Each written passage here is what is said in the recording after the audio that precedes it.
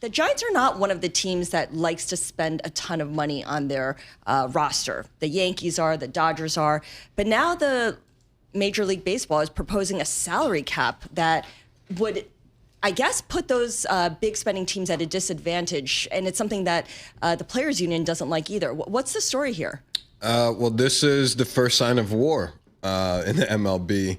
This is something that the MLB hasn't proposed in a very long time, over 30 years since the last time that the MLB wanted a salary cap. And of course, if you're the MLB players, that might be a banned phrase for them, because you look at the contracts: $700 million for Shohei Ohtani, Juan Soto, $765 million. Those contracts are not possible with the salary cap. That's why you don't see them with the NFL and the NBA. And so this is just the beginning of what I anticipate to be a very highly contentious negotiation. So why now? Why is the MLB proposing this now? Well, if you look across the MLB, not in this season, but in seasons past, the highest payrolls are often going to the World Series and are having success. We had Yankees, Dodgers 2 years ago. We had Yankees, Dodgers, Blue Jays last year. And so those are teams that aren't afraid to spend. But as you noted, you said the Giants, and there are so many other teams that are out there, the Guardians, the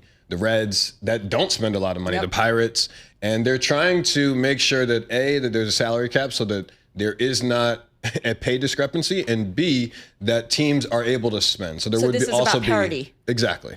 If you let the MLB say it, it's about parity. Randall, how worried should fans be about the potential for labor disruptions interrupting games? I would be worried. I think so. I think I would be worried because both sides in yesterday's comments appear to be very strongly worded. This isn't with the WNBA. The WNBA, the Players Union was often striking, and over time the league struck. Maybe 9 months in. This is right off the bat, where the Players Union came out and said this is what we want, and the owners and the MLB have said this is what we want, and this is going to occur over the course of a year. The WNBA had been negotiating for well over a year. I want to say 15, 16 months, if not longer. Can the MLB afford a strike? I mean, I remember there was a strike in the second half of 1994. Yeah, and it took a long time for them to mend fences with the fan community. So baseball's hot right now. They have a lot of international stars. I mean, Yankee Stadium is getting filled up consistently. The advancements, whether that be the pitch clock or other things, have brought the game to a new level. And so if you have a work stoppage, what does that do? It stops all momentum.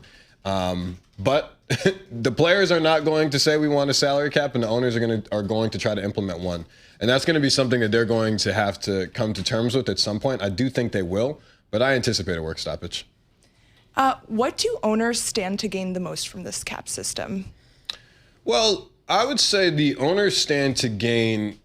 If you look across the NFL, for example, the NFL, anybody can go to the Super Bowl at any given year. That's why they say any given Sunday. In the MLB, you can kind of anticipate that, hey, this team is spending a boatload of money. Now, it doesn't always work out that way, that the stars align and, a team with $1 billion payroll is going to go to the World Series, but it certainly increases the odds. Whereas, you have a team that might be spending $300 million, and they don't have the same luxuries. And so what ends up happening is that a player, let's say for the Cincinnati Reds, is going to say, hey, I'm a free agent. I want to sign back here. And the Reds say, look, we're not going to pay you that. So what do? You go to open market, you talk to the Dodgers, you talk to the Yankees, you talk to the Blue Jays, and then you go back to the Reds and they say, well, the Yankees are offering me $250 million. And the Reds are going to be like, well, guess you're going to New York.